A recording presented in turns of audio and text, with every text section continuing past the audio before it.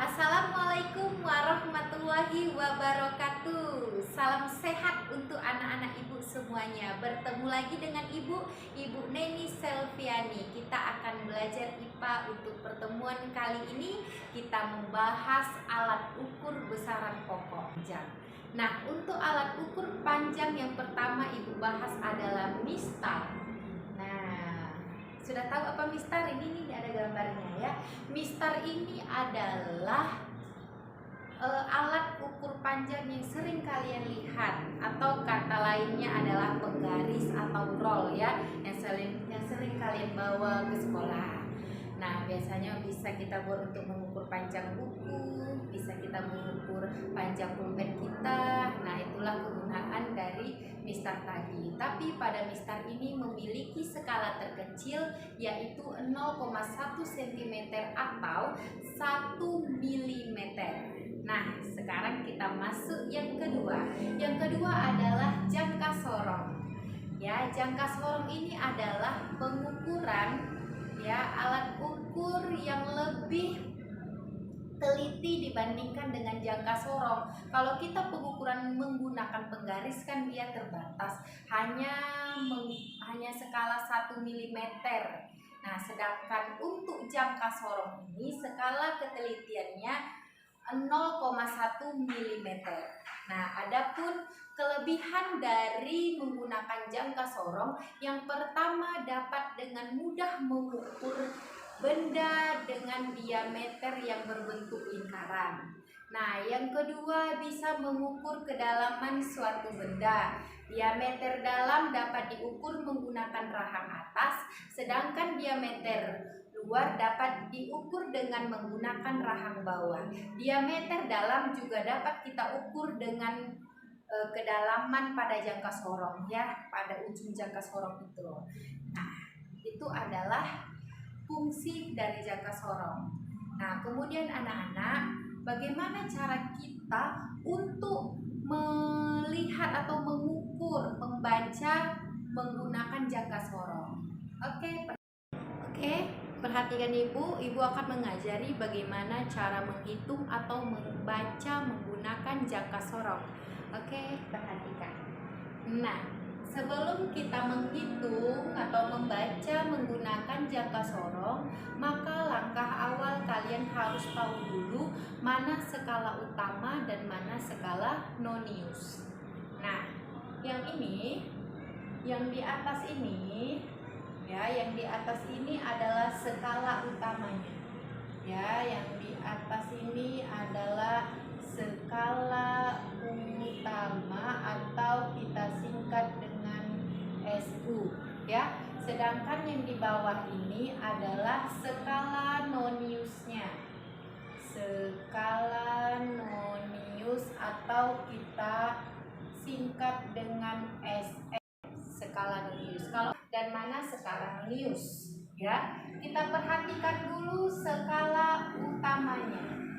Nah, pada skala utama ini angka yang paling dekat dengan skala nonius ya, bukan paling dekat 3, bukan, yaitu yang sudah dilewati oleh skala nonius.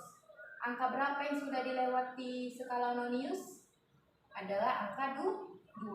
Berarti skala utamanya kalian buatkan 2 ya. Yang di sini kita buat satuannya cm, skala noniusnya kita buat satuannya mm. Oke? Nah, berarti kita buat skala utamanya dapat angka 2 yang sudah dilewati oleh skala nonius. Nah, berapa langkah atau berapa garis yang telah dilewatkan oleh skala nonius, maka dapat kita hitung. Ini garis pertama 1, 2, 3, 4, 5, 6, 7 ya. Berarti sudah ke garis yang nomor 7. Berarti kita buatkan 2,7 cm ya. Bu, kok nggak masuk yang ke sini, garis ini 8? Enggak, karena garis ke-8 ini belum dilewati oleh angka 0 pada skala noniusnya ya. Nah, bisa dipahami dulu sampai situ. Ya, ini garis yang ketujuh ya, dibuat aja angkanya biar kalian tidak bingung. Garis pertama, kedua, ketiga, keempat, kelima, keenam, ketujuh. Pada garis ketujuh maka kita buatkan 2,7 cm. Kemudian kita lihat lagi skala noniusnya. Skala noniusnya yang kita perhatikan adalah garis yang berimpit antara skala utama dengan skala nonius. Coba kalian perhatikan garis ini, kan tidak berimpit ya, garis ini pun tidak berimpit dengan garis yang di atas. Garis yang kedua juga tidak, yang ketiga juga tidak berimpit, yang keempat juga tidak berimpit, kelima juga tidak, yang keenam pun juga tidak. Ya, yang ketujuh, ya perhatikan, yang ketujuh ini berimpit antara garis skala nonius dengan garis skala utamanya berimpit, ya kan, berada pada garis yang ke 7. Ini pertama, kedua, ketiga, keempat, 5, 6, 7. Berarti berimpit pada garis ke-7. Berarti kita buatkan 0,7 mm. Nah, sekarang kita jumlahkan antara skala nonius dan skala utama. Nah, cara menjumlahkannya ingat dulu satuannya harus kita buat sama. Ya, kita buat dulu satuannya ke dalam milimeter boleh ya. Kita buat satuannya dalam milimeter atau senti? Oke lah, senti aja ya, baru nanti kita rubah ke dalam milimeter. Maka skala utamanya tetap ke dalam senti, berarti 2,7 cm. Untuk skala noniusnya 0,7 cm ke milimeter berapa itu? Iya, berapa? 0,07 cm ya, kita bagi 10. Nah, kemudian kita jumlahkan berapa ini? 2 hasilnya ya, hasil dari pengukuran jangka sorongnya. Hasilnya adalah 2,77 cm. Kalau berubah boleh? Boleh. Ini kan centimeter, kalau kita rubah berarti berapa itu kali 0,1 ya, atau bagi 10. Berarti 27,7 mm. Selesai.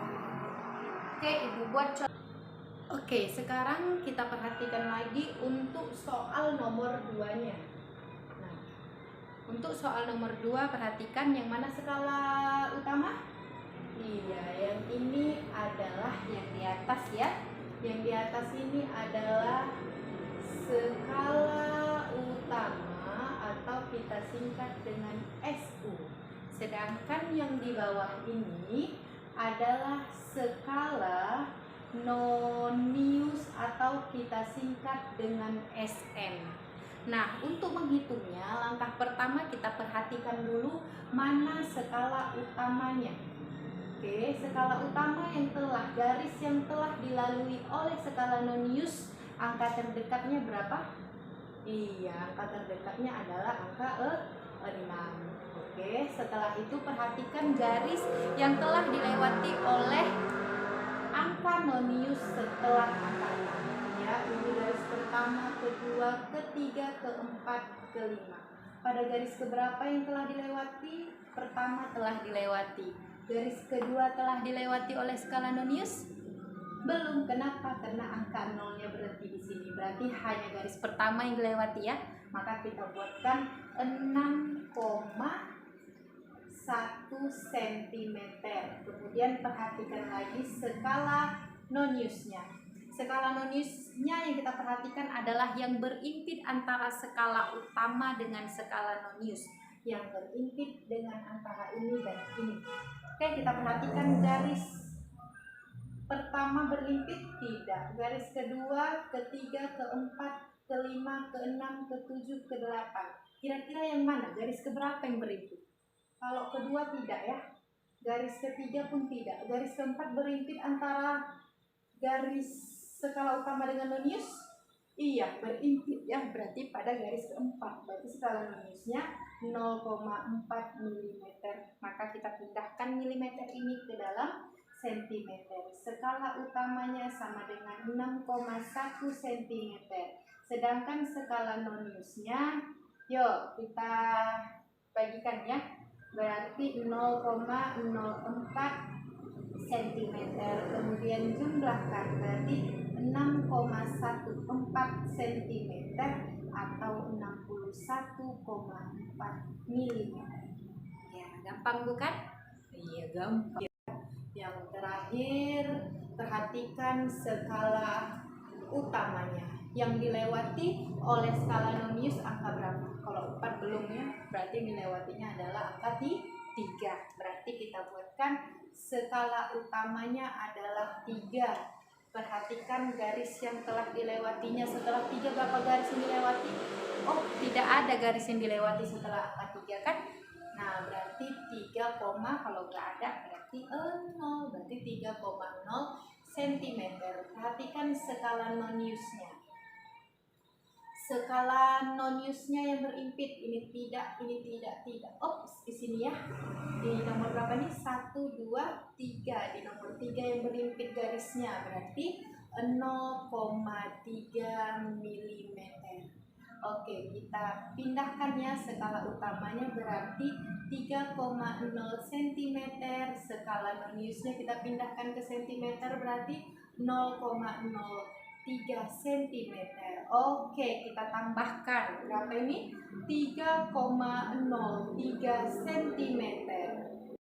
Baiklah anak-anak, sekarang kita masuk yang ketiga, yaitu alat ukur panjang. Yang ketiga adalah micrometer screw, di mana selain penggaris dan jangka sorong terdapat alat ukur yang lebih teliti lagi, yaitu micrometer screw, di mana ketelitian dari micrometer screw ini adalah 0,01 mm. Berarti dia lebih teliti dibandingkan dengan jangka sorong. Nah, berikut ini adalah gambar dari micrometer screw. Nah, bisa memperhatikan gambarnya dan jangan lupa kalian catat ya di buku catatan. Nah, biar ingat. Dan kemudian biasanya micrometer screw ini mengukur benda yang tipis seperti mengukur tebalnya kertas, papan, dan lain sebagainya. Adapun cara untuk membaca menggunakan micrometer screw, oke, perhatikan Ibu. Ya, kita lihat. Setelah Ibu akan mengajari bagaimana cara membaca jika kita mengukur menggunakan micrometer screw. Yang pertama harus kita perhatikan dulu adalah mana skala nonius dan mana skala utama. Nah, yang ini adalah skala utamanya. Sedangkan yang ini adalah skala nonius atau kita singkat dengan SN, sedangkan skala utama kita singkat dengan SU. Langkah pertama yang kita perhatikan adalah skala utama, dan ini satuannya kita buatkan adalah milimeter ya. Nah, skala utamanya lihat garisnya. Ada angka berapa ini? Yang terdekat dengan skala nonius 15 ya. Ada angka 15. Setelah 15 berarti ini 16 dan ini 17. Kalau yang di bawahnya ini apa, Bu? Yang di bawah ini setengah. Kalau dia berhenti di sini berarti 15 setengah. Yang ini 16, yang ini 16 setengah, dan ini 17. Berarti angka yang terdekatnya berapa? Iya, yang terdekatnya adalah 17 mm. Nah, kemudian kita kembali ke skala utamanya. Bagaimana cara memperhatikan skala utama? Yaitu yang berhimpit atau yang paling dekat dengan skala nonius. Yang mana angka yang berhimpit dengan skala nonius? Iya, ada angka 40 adalah skala noniusnya. Skala noniusnya bagaimana caranya, Bu? Kita lihat yang berhimpit atau yang dekat dengan skala utama. Yang berhimpit angka berapa? 40. Berarti skala noniusnya adalah 0,40 mm. Berarti langsung kita jumlahkan. Kok langsung? Karena satuannya sudah sama. Berarti berapa hasil pengukurannya? 17,40 mm ya, atau 17,4 mm. Sama ini ya. Kalau kita pindahkan ke sentimeter boleh? Boleh. Kalau kita pindahkan ke sentimeter berarti 1,74 cm. Selesai. Oke, sekarang kita perhatikan lagi untuk yang nomor 2-nya ya. Ini adalah contoh dari micrometer struknya. Yang mana skala utamanya, Nak? Iya, yang ini adalah skala utama, sedangkan yang ini adalah skala noniusnya. Nah, sekarang kita buatkan dulu skala utamanya. Angka berapa yang dekat dengan skala nonius? Iya, berarti sampai dari sini ya. Yuk, habis 20, 21, 22, 23, 24. Tapi di sini masih ada garis, berarti 24 setengah. Kalau berhenti di sini berarti 21 setengah. Kalau berhenti di sini berarti 22 setengah. Nah, kebetulan dia berhenti di 24. Garisnya lagi ya, berarti 24 setengah. Setengah itu kan 0,5, berarti 24,5 mm. Sekarang kita perhatikan angka yang berimpit dengan skala nonius ya. Ini kan angka berapa ini? Ini ya. Ini yang berimpit ya. Ayo kita hitung ya. Ini 20 berarti 21, 22, 23. Berarti skala noniusnya adalah 0,23 mm ya.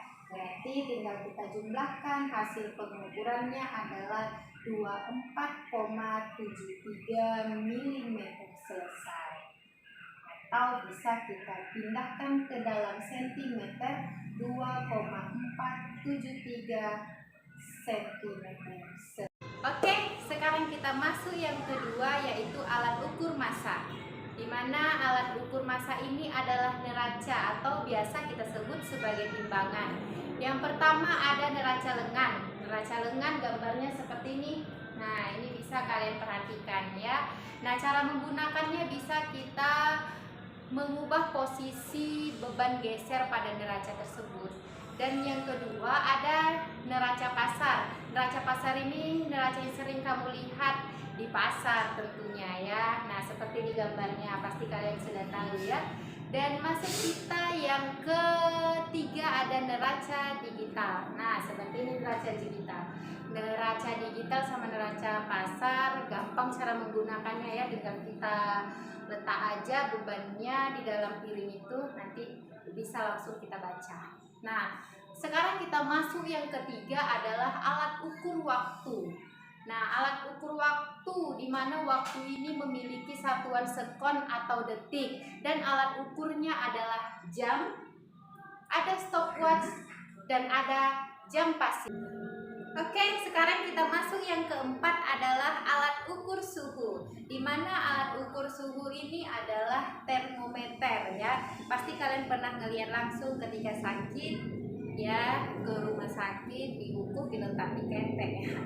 Diletak di ketek, kemudian bisa kita baca. Nah, seperti ini adalah contoh dari alat ukur suhu ya. Gambarnya termometer. Ada termometer manual dan ada pula termometer digital ya. Nah, selanjutnya kita masuk yang kelima, ada dia alat ukur kuat arus. Nah, di mana kuat arus ini alat ukurnya adalah ampere meter ya. Gambarnya adalah seperti ini. Oke, kemudian kita masuk jumlah jar atau mol. Kalau jumlah jar atau mol ini dia tidak bisa diukur secara langsung, tidak ada alat ukur langsungnya.